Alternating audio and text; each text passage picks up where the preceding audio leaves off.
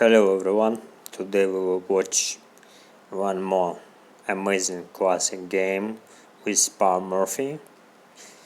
This time he plays black against Louis Paulson.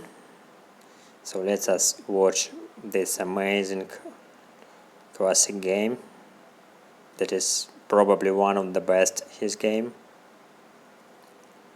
e4, e5 as always, both wants to control the center. Knight f3, attack the pawn and bring the knight to the center.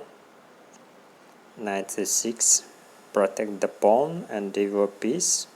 Knight c3, also develop second knight, and white can choose where they want to develop bishop later. Knight f6, that is the same for the black. Bishop b5, white develop bishop on the b5 square and put more pressure on e5 pawn, so sometimes they can take bishop c6 and take knight e5 after that.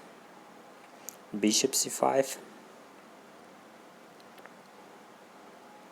black develop bishop on diagonal a7 g1 is very powerful. Also bishop from the square c5 is attacking square f2.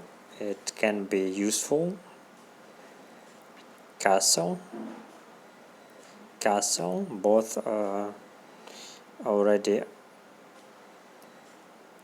castle, and knight e5. That is common combination here. White temporarily sacrifice their knight in order to get more control over the center. An example, knight e5, d4, and after an example, bishop d6, d takes e, bishop e5, white has better center. They pawn on e4 against pawn on d6, white has more space. So after knight e5, Paul Morphy decided to play rook e8. He wants his pieces be more active, and he wants to fight it in the center also. After knight c6, d takes c, bishop c4. Now Morphy can get pawn back, but he decides to push bishop out first. b5, bishop e2, and then he takes the pawn. Knight e4, rook e4. So look at this position. Black has strong rook, active queen. Even if stay on the beginning position, it's attack many squares on diagonal d8, h4, and on the line d. Bishop on c5 is in perfect position. Bishop on c8, even in the beginning position, is also quite strong to attack diagonal. And but what about white? White just have bishop which attack not much squares, and another bishops and two rooks and queen not active. So in this position,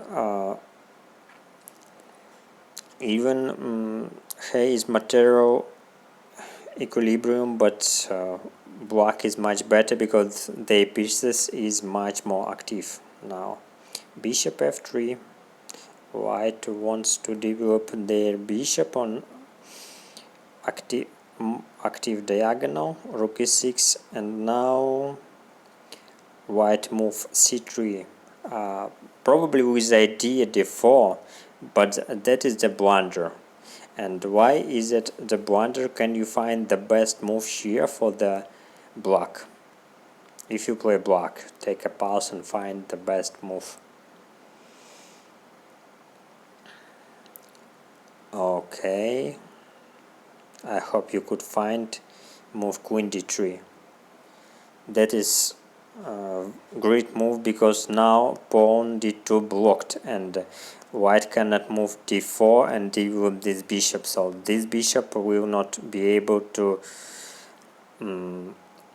actively play in the game, and if this bishop cannot play, this rook also probably cannot be active. b4, white wants to develop the bishop on the square b2 somehow and push out the black bishop. a4, opening a line can support to activate this rook. b takes a, queen e4, and now how do you think how should play in this position black? The bishop is good, the rook is good, queen is also very good, but they still don't develop their bishop and rook. And they played bishop d7 to protect c6 pawn and prepare to double rooks on e file. Rook a2, rook e8. What is the threat after rook e8? What black wants to do? How do you think? Do you have any idea after that for the black? If now black to move, how will they play? I hope you could find the answer. They threat queen f1, and after king f1, rook e1 checkmate. Okay, that's why white need to protect themselves from this powerful threat. Queen e6. Now if queen f1, just simply queen f1 back. Oh, sorry. So queen f1 doesn't work now, but here is another amazing combination.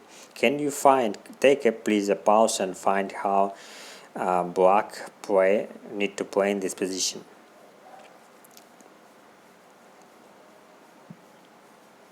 I hope you could find this fantastic move. Queen f3, sacrifice the queen. G takes f. How to play for the black? I think you know. If you sacrifice your queen, you know here.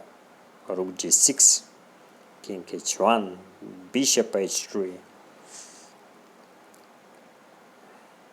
rook d1, bishop d2, king g1, bishop f3, attacking the king, king f1, bishop g2, but here is also comment rook g2 was quicker, because now here is double threat for the black. They threatening rook f2 and deliver checkmate, and they threatening rook h2 and deliver checkmate on h1. An example, if queen b6, to protect against rook f2, just simply rook h2, no need to take the queen even, and rook h1 is unavoidable. Okay, but he plays bishop g2, king g1, bishop h3, king h1, attacking the king, and bishop f2 with threat, bishop g2. Now if black to move, they play bishop g2 checkmate, and here is only one way to defend. Need to sacrifice queen, queen f1, bishop f1, rook f1, move to the second rank. It's very powerful.